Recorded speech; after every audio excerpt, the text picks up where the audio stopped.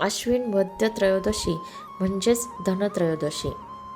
या दिवशी घरात कोणासही अपमृत्यू येऊ नये याकरता यमदीपदान करावे.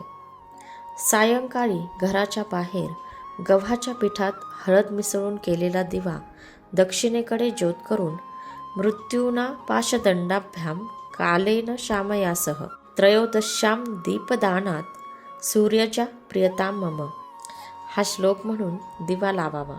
धनत्रयोदशीच्या दिवशी धन्वंतरीची उत्पत्ती झाल्याकारणाने या दिवशी धन्वंतरी जन्मोत्सव साजरा करण्यात येतो. विविध फराळाचे पदार्थ खाण्यापूर्वी आरोग्य देवतेची आठवण करणे हाच यामागील मुख्य हेतू.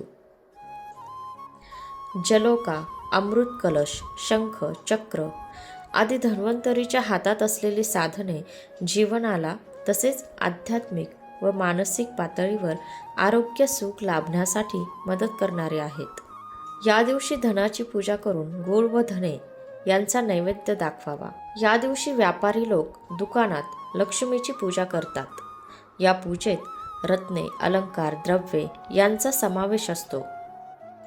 बऱ्याच ठिकाणी प्रथेनुसार स्वयंपाकाची नवीन भांडी विकत आणून त्यात धने भरून त्याचे पूजन करून दुसऱ्या दिवसापासून ते वापरास घेण्याची प्रथा आहे. त्याचप्रमाणे या दिवशी सोने, चांदी खरेदी केल्यास शुभ मानले जाते, कारण ते समृद्धी आणि संपत्तीचे प्रतीक आहे. धनत्रयोदशीला खरेदी केलेले सोने आणि चांदी वर्षभर घरात समृद्धी आणतात.